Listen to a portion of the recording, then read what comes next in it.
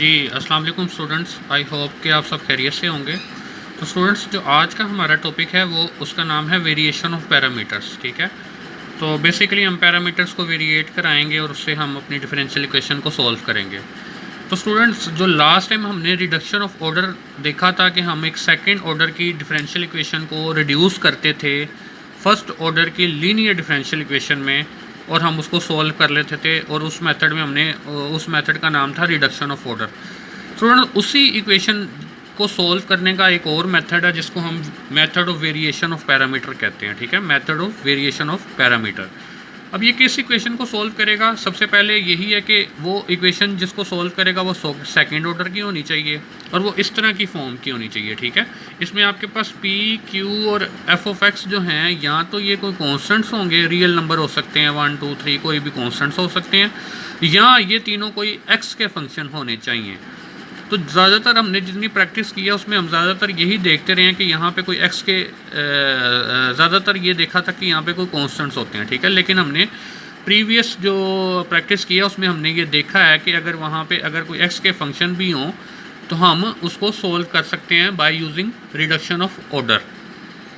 तो अब method of variation को यूज़ करने से पहले आपको कुछ फार्मूलास आप जेन में रखेंगे जिसको जो आपके यूज़ होंगे। ठीक है, आपको इस मेथड में u1 फाइंड करना पड़ेगा, जो कि ये इस फार्मूले की मदद से आप निकालेंगे। ठीक है, y2 की आप एफ ऑफ एक्स के साथ मल्टीप्लाई करेंगे। w यहाँ पे रोस्कियन है। ठीक है, ये रोस्कियन क्या है? ये इसके इक्वल होता है। ठीक है, तो ये पैरामीटर्स y1 y2 ये सारी डिटेल्स हम इंशाल्लाह अभी एग्जांपल में जब करेंगे तो आपको क्लियर हो जाएगा। यहाँ पे कहने का मकसद सिर्फ आपको बताने का ये है कि आपको ये फार्मूला याद रखने हैं वेरिएशन ऑफ पैरामीटर के लिए।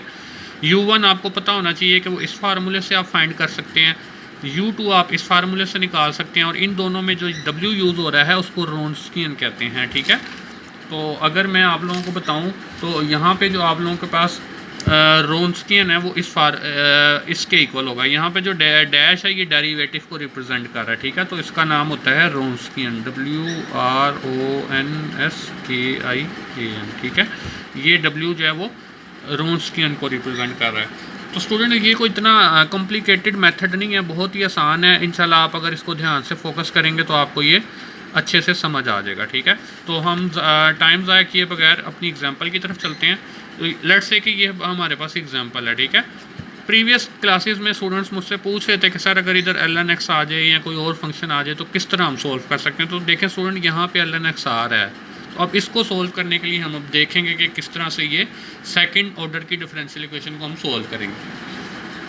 इसको मेथड ऑफ वेरिएशन से सोल्व करने के लिए सबसे पहले आपको लिखना है y(c), और आई थिंक कि अब तो आपने बहुत सारी प्रैक्टिस कर ली हुई है और आपको इसका y(c) लिखना आसानी से आ गया होगा। ठीक है, तो जब आप इसका इक्वेशन सोल्व करके आप फाइंड करेंगे y(c), तो वो बेसिकली आपका यहाँ पे जो है वो इस तरह से आएगा। ये आप सबको ऑलरेडी आता है, c2x e⁻x। ये आप लोगों के पास y(c) आ जाएगा। इसको कहते हैं कम्प्लीमेंट्री फंक्शन। ठीक है, अब इसमें जो yp है वो yp आपने लिखना है। वो कैसा लिखना है? आपने जस्ट c1 और c2 को रिप्लेस कर देना है नई किसी पैरामीटर से। ठीक है, यहाँ पे ये इसको आप नाम दे दें u1 e⁻x plus u2 x e⁻x। Just आप c1 और c2 को नए पैरामीटर्स का नाम दे दें u1 u2।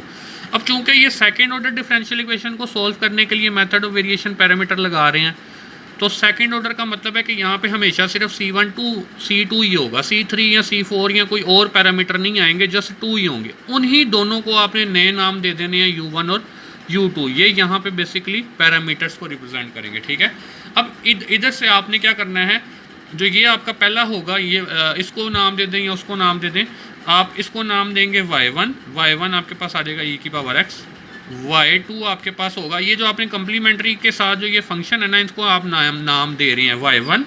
ठीक है, जो इसके साथ था उसको y1 नाम दे दिया, c2 के साथ को हमने y2 नाम दे दिया। ठीक है, अब आपने क्या करना है, अब आपने फाइंड करना है रोस्कियन फाइंड करना है। ठीक है, अब y1 और y2 यहाँ पे यूज़ करेंगे और आप इसकी मदद से रोस्कियन निकाल सकते हैं। ठीक है, तो अब अगर मैं y1 का डेरिवेटिव निकालूं तो y1 का डेरिवेटिव e⁻x का derivative with respect to x ऐसे ही आ जाएगा। इधर जब हम निकालेंगे y2 का डेरिवेटिव तो यहाँ पे प्रोडक्ट रूल लगेगा। हाँ जी, x वैसे ही e⁻x का डेरिवेटिव e⁻x प्लस अब ई की पावर एक्स वैसे ही, और इसका डेरिवेटिव 1 हो जाएगा तो वो ख़त्म हो जाएगा। ये मैंने इन दोनों के डेरिवेटिव्स निकाल लिए। अब मैं इन चारों वैल्यूज़ को y1, ये y2 था, y1, y2, y1 dash, y2 dash, इन चारों को हम यहाँ पे यूज़ करेंगे और रोस्कियन निकालने लगे हैं। ठीक है, तो यहाँ से जो हमारे पास रोस्कियन आएगा W आ जाएगा, हाँ जी, y1 की वैल्यू हमारे पास आई थी e की पावर x ब्रैकेट में y2 डैश आएगा। ठीक है, ये साथ इसके क्या आना है, y1 के साथ मल्टीप्लाई होना है y2 डैश मेरे पास क्या आया था, y2 डैश ये है। तो इसको मैं अगर ब्रैकेट में मल्टीप्लाई करूँ x e की पावर x प्लस e की पावर x और फार्मूले का माइनस, ये रोस्कियन में हम वैल्यूज पुट कर रहे हैं। ठीक है, y1 डैश मेरे पास क्या है, e की पावर x और साथ में ब्रैकेट में क्या आ जाएगा y2 मेरे पास था x e की पावर x। जस्ट मैंने इनकी वैल्यूज रिप्लेस कर दी है। ठीक है, तो यहाँ से मेरे पास w आ जाएगा, w मेरे पास सिंप्लीफाइड फॉर्म में आएगा x e की पावर 2x प्लस e की power 2x minus x e की पावर 2x। ठीक है, जस्ट मैंने इस e की पावर 2x को अंदर मल्टीप्लाई कर दिया तो ये x e की पावर 2x हो गया, ये अंदर e की पावर 2x हो गया और यहाँ पे ये मल्टीप्लाई। तो ये जब कैंसिल आउट हो जाएंगे, चूँकि ये प्लस माइनस के यहाँ कैंसिल आउट हो जाएंगे, तो जो आपके पास w आएगा रोन्स्कियन जो आप इस क्वेश्चन में निकालेंगे वो ये चीज़ आपके पास आ जाएगी। ठीक है, तो ये तो बिल्कुल सिंपल सा था। ठीक है, अब मैं अपना फार्मूला लिखता हूँ एज वी नो। अब आपको मैंने फार्मूला बताया था कि u1 किस तरह से निकलेगा, u1 निकलेगा -y2 f(x) और w dx। ठीक है, ये हमारे पास फार्मूला था। तो अब अगर आप देखें तो इसमें y2 भी आपके पास है, f(x) स्टूडेंट क्या होगा, f(x) आपके पास ये जो फंक्शन होगा ना, जो आपको गिवन क्वेश्चन में राइट हैंड साइड पे दिया होगा, ये f(x) होगा। ठीक है, तो इस फार्मूले की आपकी सारी चीज़ें आ गई हैं। y2 आपने निकाला हुआ है, मतलब लिख लिया था आपने, f(x) आपको गिवन में दिया होता है, w आपने फाइंड कर लिया और जस्ट आपने इसकी इंटीग्रेशन करनी है। तो मैं इधर जब इसकी वैल्यूज पुट करता हूँ u1 इक्वल टू आ जाएगा, हाँ जी, माइनस को मैं बाहर लिख लेता हूँ, हाँ जी, y2 आपके पास क्या था, y2 हमारे पास था x e की पावर x। ठीक है, ये y2 हमने यहाँ से निकाला था yc से। ठीक है, तो ये yc ही आपका मेजर यहाँ से यूज़ होगा बार बार। तो आप यहाँ पे देख सकते हैं y2 की जगह मैंने वैल्यू पुट कर दी x e की पावर x, f(x) की जगह पे मैं वैल्यू पुट करने लगा हूँ, ये है f(x) की वैल्यू। ठीक है, तो ये f(x) क्या आ जाएगा, x e की पावर x ln x। ठीक है, और डिवाइड इसको करना है रोन्स्कियन से, रोन्स्कियन था e की पावर 2x। ठीक है, और यहाँ पे e dx आ जाएगा। ठीक है, स्टूडेंट जस्ट सिंपल हम बेसिक मैथमेटिक्स को यूज़ करते हुए इसको सोल्व कर रहे हैं, उसको सिंप्लीफाई कर रहे हैं। u1 आ जाएगा, इंटीग्रेशन माइनस बाहर आ गया, तो स्टूडेंट ये e की पावर x e की पावर x e की पावर 2x होके इससे कैंसिल आउट हो जाएगा। ठीक है, तो यहाँ पे मेरे पास सिंप्लीफाइड आ जाएगा x² ln x dx। ठीक है, अब इसके ऊपर जस्ट आपने बेसिक मैथमेटिक्स जो इंटर में आप सीख के आते हैं, इसके ऊपर इंटीग्रेशन बाय पार्ट्स लगाएं, इसको सोल्व करेंगे तो आपका इसका सोल्यूशन मैं अब यहाँ पे डायरेक्ट लिख देता हूँ। इसका सोल्यूशन जब आप फाइंड करेंगे तो हर स्टूडेंट का इसका यही सोल्यूशन आएगा। आप काइंडली इसको एक दफ़ा वेरीफाई भी कर लीजिएगा। ठीक है, सिमिलरली अब आपने निकालना है u2 आपके पास किस तरह आएगा, उसका भी हमने फार्मूला लिखा हुआ था। u2 का फार्मूला ये था। ठीक है, तो इस फार्मूले के मुताबिक अगर मैं यहाँ पे इस फार्मूले को दोबारा से लिख लूँ तो ये आएगा integration y1 f(x) over w dx। ठीक है, अब मैं इस फार्मूले में वैल्यूज़ पुट करूँगा, तो जब मैं वैल्यूज़ पुट करूँगा तो हाँ जी, y1 यूज़ होना है, y1 मेरे पास था e की पावर x और साथ में मल्टीप्लाई होना है f(x) था x e की पावर x ln x।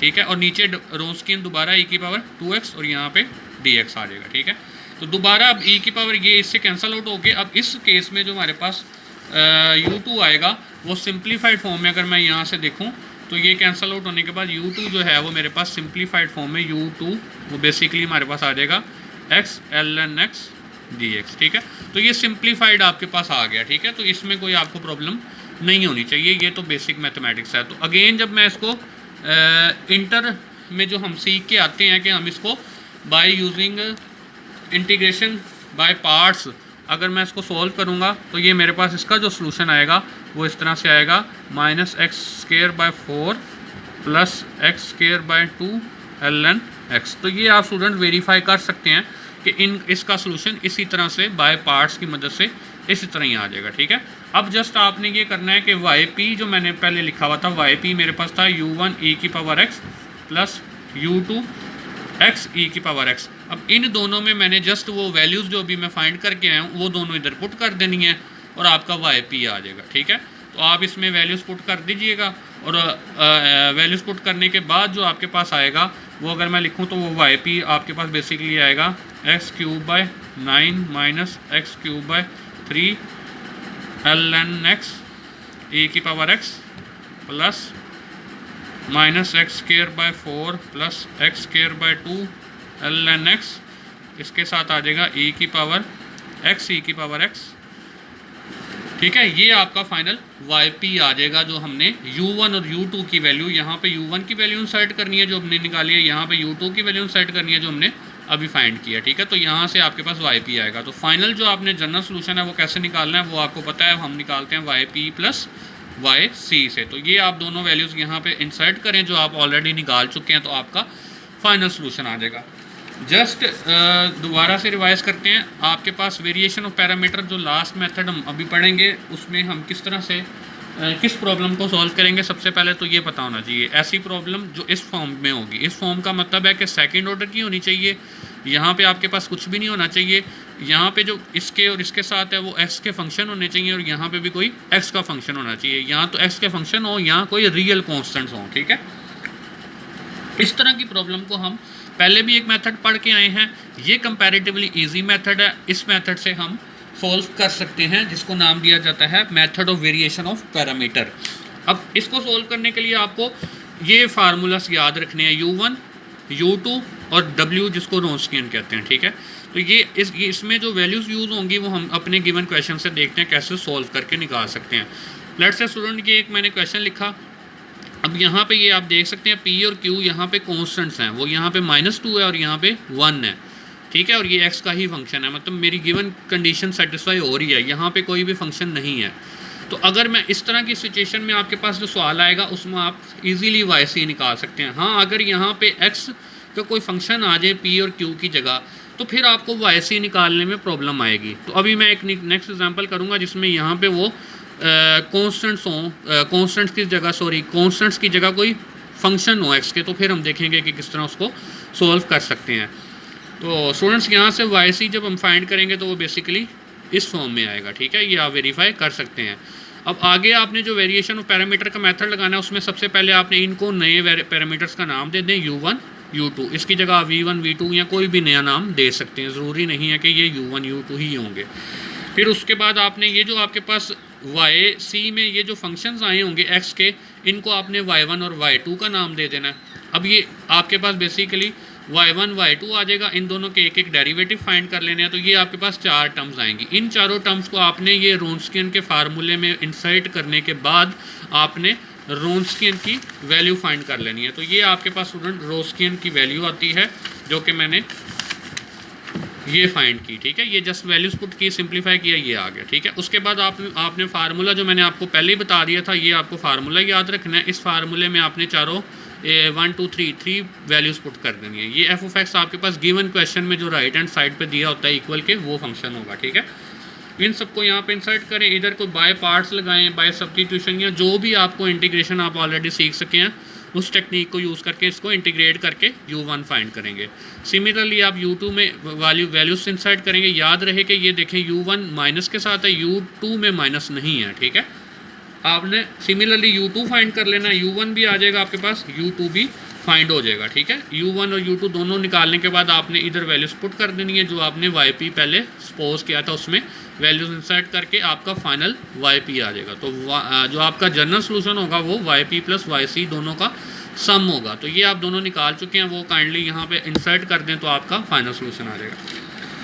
तो स्टूडेंट अब मैं एक और एग्जांपल करने की कोशिश करता हूँ जिससे आपको ये मज़ीद अच्छी तरह से क्लियर हो जाएगा कि आप method of variation of parameter को किस तरह से इजीली सॉल्व कर सकते हैं। आपके पास कोई प्रॉब्लम्स आ जाती हैं जो कि जिसमें आपके पास लेट्स से कि आपके पास ऐसी प्रॉब्लम आ गई है कि जिसमें p और q कॉन्स्टेंट्स नहीं है, p और q कोई x के फंक्शन है। तो हम देखते हैं कि हम उस तरह की प्रॉब्लम्स को कैसे सॉल्व कर सकते हैं। तो मैं एक एग्जांपल लिखता हूँ और मैं कोशिश करता हूँ कि उसको डिटेल से आपको एक्सप्लेन करूँ ताकि आपको कोई इशू ना रहे, ठीक है।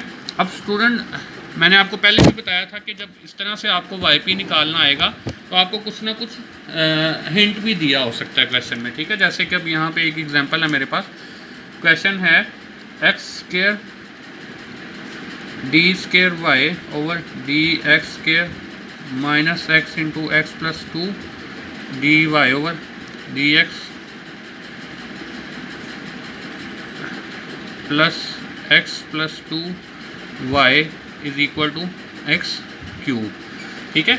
अब यहाँ पे अगर मैं देखूँ तो वो क्वेश्चन कह रहा है और साथ में उसने बताया हुआ है, लेट मी चेक के ये मैंने क्वेश्चन बिल्कुल ठीक लिखा है जी स्टूडेंट, क्वेश्चन ठीक है। अब इसके साथ ही उसने बताया हुआ है given that y is equal to x e की power x is a solution of associated homogeneous equation। अच्छा स्टूडेंट, अब मैंने जो नेक्स्ट एग्जांपल लिखी है स्टूडेंट, उसमें अगर आप ध्यान से देखें तो इस क्वेश्चन में आपके पास थोड़ा सा डिफरेंट है। आपके पास जो गिवन फॉर्म होती है वो मैंने आपको जो बताई थी, जो इक्वेशन आप सॉल्व कर सकते हैं method of variation of parameter की मदद से, तो उसमें आपको मैंने बताया था कि फॉर्म इस तरह की होनी चाहिए, d x square plus p d y over d x plus q y is equal to f of x.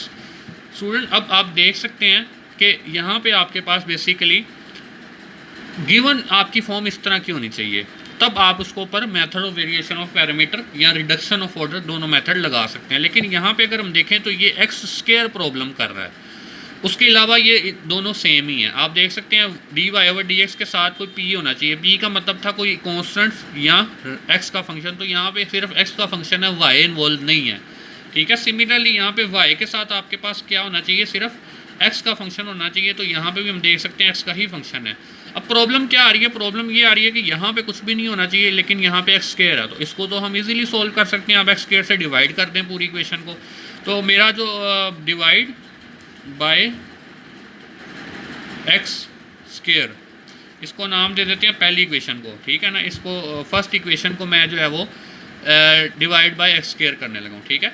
तो जब मैं एक्स स्क्वायर से डिवाइड करूँगा तो ये मेरे पास सिंप्लीफाई होके कुछ इस तरह से आएगी, देखिएगा ज़रा, d square y over d x square is minus x plus 2 over x d y over d x plus x plus 2 x y is equal to x. अब मैंने इसको जस्ट डिवाइड किया है एक्स स्क्वायर से अपनी given equation को, ताकि मेरी ये स्टैंडर्ड फॉर्म में आ जाए। ये मतलब एक्स स्क्वायर से डिवाइड कर दिया, ठीक है। तो ये देखिएगा ज़रा, डिवाइड करने पे यहाँ पे ये ख़त्म हो गया, यहाँ पे जब डिवाइड करेंगे तो ये एक एक्स नीचे रह जाएगा और एक कैंसल आउट हो जाएगा, और सिमिलरली जब यहाँ पे डिवाइड करेंगे तो नीचे एक्स स्क्वायर पूरा ही आएगा, ठीक है। और जब इधर डिवाइड करेंगे राइट हैंड साइड पे तो वो स्क्वायर और क्यूब कैंसल आउट होके एक रह जाएगा, ठीक है। तो ये जस्ट मैंने अपनी अब गिवन फॉर्म को, अगर आप ध्यान से देखें तो गिवन फॉर्म को अपनी स्टैंडर्ड फॉर्म के साथ कंपेयर कर दिया है, मतलब ये और ये दोनों सेम हो चुकी हैं, ठीक है। अब अगर मैं कंपैरिजन से देखूं तो मेरे पास इस क्वेश्चन में, अब इस क्वेश्चन का वाई सी लिखना है। अब मुझे बेसिकली क्या चाहिए, वाई सी चाहिए। ये मेरे लिए प्रॉब्लम क्रिएटिंग है, मतलब वाई सी तो मैं तब लिख सकता हूँ जब यहाँ पे कॉन्स्टेंट्स हों। अब यहाँ पे तो वेरिएबल है, ये कोएफिशिएंट है, इसका वाई सी लिखना तो बड़ा प्रॉब्लम होगा। तो इसका वाई सी निकलने के लिए आपको डेफिनेटली कुछ ना कुछ क्वेश्चन में हेल्प ज़रूर की जाएगी, ठीक है। अब जैसे कि यहाँ पे आपको उसने बताया कि ये इसका एक सॉल्यूशन है, अब इसके बेसिकली दो आने चाहिए, क्योंकि ये सेकंड ऑर्डर किया तो दो पार्ट्स होने चाहिए। एक तो उसने आपको गिवन दे दिया कि y is equal to x e की पावर एक्स, ये एक तो आपको उसने गिवन में प्रोवाइड कर दिया। अब एक जो है पार्ट वो हम अपनी टेक्निक को यूज़ करके निकालेंगे, जो कि मैं आपको ऑलरेडी बता चुका हूँ। मैंने आपको बताया था कि आपने 3 केस निकालने होते हैं, 1 प्लस पी प्लस क्यू। अगर तो ये 0 आए तो फिर आपके पास आ जाता है, अगर 1 minus p plus q is equal to 0 आए तब भी आप निकाल सकते हैं, वो हम पढ़ चुके हैं सारा, ठीक है। वो हमने कुछ इस तरह से कहा था कि अगर 1 plus p plus q equal to 0 आ जाता है, आपके पास क्या होता है, 1 प्लस पी प्लस क्यू 0 आता है, तो वो आपके पास जो सोल्यूशन होता है y is equal to e की पावर x आता है, ठीक है। और अगर आपके पास 1 माइनस पी प्लस क्यू आता है तो वो सोल्यूशन आपके पास जो दूसरा सोल्यूशन जो हम सोल्यूशन निकालना चाह रहे हैं वो आपके पास माइनस एक्स आता है, ठीक है। और तीसरा केस मैंने बताया था पी प्लस क्यू एक्स, अगर सॉरी ये ब्रैकेट नहीं आएगी, मल्टीप्लाई है, P plus Q multiply x, अगर ये इक्वल टू 0 आ जाता है तो y is equal to x आपके पास सोल्यूशन होता है। ये हम तीन चीज़ें मैं आपको ऑलरेडी बता चुका हूँ, ठीक है, कि अगर 1 प्लस पी प्लस क्यू 0 आ जाएगा तो y is equal to x आपका सोल्यूशन होगा। अगर 1 minus p plus q equal to 0 आ जाएगा तो y is equal to e की पावर माइनस एक्स सोल्यूशन होगा। और अगर दोनों नहीं आते तो p प्लस क्यू एक्स का मतलब है q को x से मल्टीप्लाई करें और दोनों को ऐड करें। अगर ये 0 आता है तो इसका मतलब है आपका ये सोल्यूशन होगा। अब अगर मैं इस गिवन क्वेश्चन के ऊपर पहला और दूसरा केस लगाऊंगा ना, आप बेशक लगा के देख लीजिएगा। अब चूंकि मैं आपको मुझे आइडिया है कि अगर मैं इसका p लिखूं तो इस क्वेश्चन में जो आपको गिवन आपने स्टैंडर्ड फॉर्म में चेंज करने के बाद p लिखना है वो आपके पास क्या है, माइनस एक्स प्लस 2x, और q जो आपके पास है वो है x plus 2 over x square. अब मुझे चूँकि थोड़ा सा एक्सपीरियंस है और मैं देख के ही बता सकता हूँ कि इसके ऊपर केस 1 और केस 2 फेल हो जाएगा। अगर आप 1 प्लस पी प्लस क्यू करेंगे ना, 1 प्लस पी प्लस क्यू करेंगे तो वो नॉट इक्वल टू 0 आएगा। Similarly 1 minus p plus Q भी करेंगे तो वो भी नॉट इक्वल टू 0 आएगा। आप वेरीफाई कर सकते हैं। अब जब आप इसके ऊपर तीसरा केस लगाएंगे ना, P plus Q x, 1 P plus Q x करते हैं, हाँ जी, पी क्या है, minus x plus 2 over x plus, अब इसको मैंने मल्टीप्लाई करना x से जब मल्टीप्लाई करूंगा तो डिनोमिनेटर वाला एक x खत्म हो जाएगा, तो ये बेसिकली ये चीज़ आ जाएगी, ठीक है। आप देख सकते हैं मैंने जब x से मल्टीप्लाई किया ना इस q को तो बेसिकली डिनोमिनेटर वाला एक x खत्म हो गया और ये चीज़ आ गई। अब अगर हम देखें तो ये प्लस की टर्म है, ये माइनस की है और ये कैंसिल आउट हो गया। जब तीसरा केस सेटिस्फाई होता है तो हमें पता होता है कि इसका जो y है वो बेसिकली x है, मतलब इसका जो इसमें मैं y2 कह देता हूँ क्योंकि y1 तो मुझे उसने गिवन में दिया हुआ था, ठीक है। यहाँ आप इसको y1 कह दें, उससे कोई इशू नहीं होगा आपके लिए। आपने बेसिकली अगर देखा आपके पास इस क्वेश्चन में आपके पास जो आपको y था वो भी आपने निकाल लिया। अब जो इसका yc आपने निकालना है, yc वो बेसिकली अब इन दोनों को यूज़ करना है, हाँ जी। yc अगर इसको मैं पहले यूज़ कर लूँ c1, ठीक है, x, और जो प्लस c2 और जो मुझे गिवन में दिया हुआ था c2 था x, ये मुझे एक दूसरा फंक्शन दिया हुआ था, ठीक है, c2 x e की पावर x। तो ये बेसिकली अगर आप ध्यान से देखें तो मैंने अपनी गिवन क्वेश्चन से yc जो फाइंड किया वो कुछ इस तरह की फॉर्म में आ गया, ठीक है। यही मेरे पास मेजर चीज़ थी जो मैंने फाइंड करनी थी।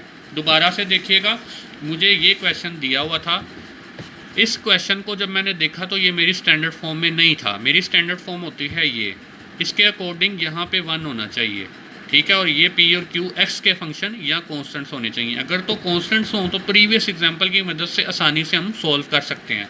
लेकिन इस क्वेश्चन में जब हमने देखा तो प्रॉब्लम ये थी कि यहाँ पे एक्स स्क्वायर था। सबसे पहले मैंने फ़ौरन से ही इसको एक्स स्क्वायर से डिवाइड करके अपनी स्टैंडर्ड फॉर्म बना ली। अब इस स्टैंडर्ड फॉर्म में जाने के बाद स्टूडेंट मैंने देखा कि ये इसमें आपको डी की वैल्यूज़ नहीं निकाल सकते, मतलब आप yc नहीं निकाल सकते, ठीक है ना। बेसिकली डी की वैल्यूज़ आएंगी जब डी फॉर्म में जाने के बाद आप सॉल्व करके yc निकालते हैं ना, लेकिन यहाँ पे इनकी वजह से इन प्रॉब्लम आ गई, मतलब yc आपके पास प्रॉब्लम क्रिएट हो गई, ठीक है। लेकिन मुझे गिवन क्वेश्चन में उसने बताया था कि एक जो उसका सोल्यूशन है गिवन इक्वेशन का, वो उसने एक पार्ट ये दिया हुआ था एसोसिएटेड होमोजेनियस, मतलब उसने खुद ही बता दिया था। सेकंड केस जो हमने निकालने के लिए, हमने सेकंड सोल्यूशन निकालने के लिए हमने 1 बाय 1 2 3 ये तीनों मेथड लगाए। तो जब मुझे चूँकि आइडिया था, मैंने इस गिवन इक्वेशन से पी और क्यू लिखा, मुझे पता था ये पहले दोनों केस फेल हो जाने हैं। तीसरा केस जब मैंने लगाया तो मुझे यहाँ से समझ आ गई कि ये इक्वल टू 0 आ गया है। जब ये इक्वल टू 0 आ गया तो इससे कन्फर्म हो गया कि जो दूसरा एक y तो आपको दिया था, एक y x होगा। अब यहाँ से जो आपने yc निकाला वो ये आ गया। अब स्टूडेंट्स आई होप कि आगे बिल्कुल सिंपल सा है। इसमें अगर मैं इसकी सारी वैल्यूज़ लिख दूँ, y1 क्या आएगा जी, y1 आपके पास आएगा x, ठीक है। अब इसको चाहे नाम डिफरेंट दे दें, ठीक है ना, ya कैम देते हैं, ताकि क्योंकि y1 और y2 मैंने ऑलरेडी लेबल किया हुआ है, ya x होगा, yb मेरे पास x e की पावर x आएगा। उसके बाद आपने ya का डेरिवेटिव निकालना है, वो 1 आ जाएगा। इधर जब निकालेंगे yb का डेरिवेटिव वो आपके पास x e की पावर x प्लस e की पावर x ये आ जाएगा, ठीक है। अब आपने उसके बाद w फाइंड करना है, वो क्या होता है आपके पास फार्मूला आपको बताया गया, आप इससे w फाइंड करेंगे उसमें आपको एफ ऑफ एक्स चाहिए होगा। अच्छा, मेक श्योर ये याद रखिएगा कि जो आपका एक्स एफ ऑफ एक्स है ना, जो आपने रोस्कियन में U1 निकालने के लिए जो आपने एफ ऑफ एक्स यहाँ पे आपके पास आ रहा होता है फंक्शन में, वो आपका गिवन क्वेश्चन वाला नहीं लेना। वो आपने कौन सा लेना है, वो जो आपने स्टैंडर्ड फॉर्म में चेंज कर लिया क्वेश्चन, उसका जो एफ ऑफ एक्स है वो एफ ऑफ एक्स होगा। ठीक है, तो इस क्वेश्चन में मतलब आपका जो एफ ऑफ एक्स है ये आपने याद रखना है कि ये जो नई फॉर्म आपकी स्टैंडर्ड फॉर्म में आया है वो ही एफ ऑफ एक्स होगा। अगर किसी स्टूडेंट ने ये एफ ऑफ एक्स ले लिया तो इसका मतलब है उसका क्वेश्चन गलत हो गया। आप लोगों ने इस चीज़ को थोड़ा सा माइंड में रखना है। जस्ट आपने W निकालना है, U1 U2 निकालना है, और वो आपने U1 और U2 आपने जो आपने इसको नए नाम आगे दिए होंगे, सॉरी YP अपने यहाँ से लिखते हैं, वो U1x और U2x e की पावर x, ये आपका YP जो आपने लिखना होता है। ठीक है, यहाँ पे जस्ट आप इसकी वैल्यूज़ U1 और U2 जो आप फार्मूलाज में पुट करके आगे, बिल्कुल आसान है, आप इसको ईजिली सॉल्व कर सकते हैं। तो अब स्टूडेंट आपने इसको अच्छी तरह से सॉल्व करना है और आप लोगों के पास इसका सोल्यूशन आ जाएगा। फिर भी अगर किसी स्टूडेंट को कोई इशू होता है तो वो मुझसे डिस्कस कर सकता है। तो स्टूडेंट इसकी जो प्रैक्टिस क्वेश्चन है वो आपके पास ये हैं। ठीक है, ये 10.66 है, ये आपकी सारी प्रैक्टिस क्वेश्चन है। ये आपने सारे क्वेश्चन इसी मेथड से सॉल्व करने हैं। ठीक है, ये अगर आप ध्यान से देखें तो ये देखें, ये इसके कोएफिशिएंट P और Q यहाँ पे रियल नंबर हैं। P और Q यहाँ पे सब में जो है वो रियल है, तो ये प्रॉब्लम नहीं होगी। क्वेश्चन नंबर 9 तक आप उसी तरह करेंगे जो मैंने आपको पहले एग्जांपल से करवाया। ठीक है, अब जो आपके पास सेकंड एग्जांपल से सॉल्व करवाया वो ये वाले क्वेश्चन आप यहाँ पे देखें ना, एक्स स्क्वायर ये एक्स है, ये मतलब यहाँ पे अब P और Q एक्स के फंक्शंस आ रहे हैं और इसके साथ आपको उसने गिवन में ही एक सोल्यूशन प्रोवाइड कर दिया, तो इसलिए आपको ये प्रॉब्लम भी नहीं आएगी। ठीक है, सिमिलरली अगर आप देखें तो ये आपको हर क्वेश्चन में कुछ ना कुछ हिंट दे देता है। आपने इसके 13 क्वेश्चन सॉल्व करने हैं स्टूडेंट्स, इसके आपने 13 क्वेश्चन सॉल्व करने हैं ताकि आपका जो है ये टॉपिक कंप्लीट हो जाए। ठीक है, आई होप कि आपको समझ आ गया होगा। फर्दर अगर किसी क्वेश्चन में आपको कोई प्रॉब्लम आती है तो आप मुझसे जूम की क्लास में इंशाल्लाह डिस्कस कर सकते हैं। अपना ख्याल रखिएगा स्टूडेंट्स। इंशाल्लाह नेक्स्ट हम अपना फिर चैप्टर नंबर 11 चूँकि हमारे सिलेबस में है, अब उसके बाद इंशाल्लाह हम ये लैप्लास ट्रांसफॉर्म से आगे इंशाल्लाह शुरू करेंगे। अपना ख्याल रखिएगा स्टूडेंट्स। अल्लाह हाफ़िज़।